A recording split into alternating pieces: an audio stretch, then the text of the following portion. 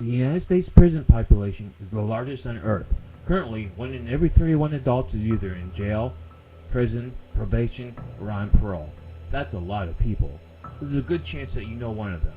It might be your friend who got that DUI. Yeah, he knew he should have waited before driving, but he didn't. Now he's going to have to do the time. You'd like to help, but if you knew what to do, you would have done it by now. One thing you can do to make that time pass a little easier is to send a good book. Many inmates spend a lot of time reading.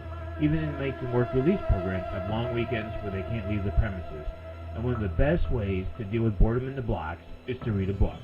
Most prisons have a library available, but the choices might be limited, and many books will have pages torn out. Some prisoners use the paper to roll cigarettes or are simply spiteful. You lost yourself in Patrick Rothfuss's The Name of the Wind, and you know your incarcerated friend would love it, but you can't just take a book you enjoyed, wrap it up, and mail it. Most of the time, books must come directly from a retailer or a bookstore and be accompanied by an invoice. Many jails only allow new books, and used books would not make it to the inmate. This is because material cannot be shipped that has written notes or messages, and some of these books may contain highlighting or writing in the margins. Also, many would not allow hardcover books or magazines. And although media mail is an economical choice to mail books to the U.S. Postal System, it can take weeks. If you think the inmate might be moved in this time frame, it would be a better choice to choose priority shipping. It costs more, but it is much more likely to reach your reader. You might feel compelled to send a self-help book or perhaps a Bible, and though it may be a good choice, most inmates simply want to find a book that will help them pass the time. Now is the perfect time to start the Wheel of Time series by Robert Jordan, or the Songs of Fire and Ice saga by George R.R. Martin. Perhaps your friend has always wanted to write a novel, and now has the time to dedicate to the project. You may want to send him 90 Days to Your Novel by Sarah Dummett, or Chapter by Chapter by Heather Sellers.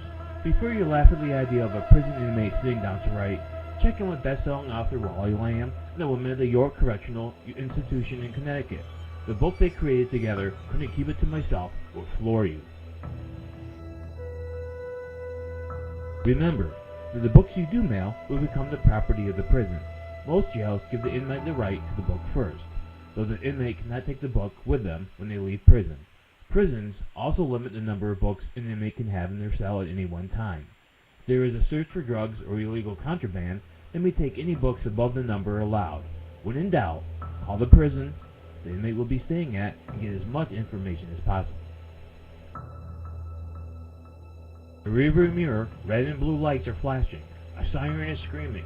A police officer is about to pull you over, and this time, no matter what you say, no matter what you do, this time, you are going to jail. You may be innocent, you may be guilty, you might be facing some hard times, but that time can pass a little easier with a good book.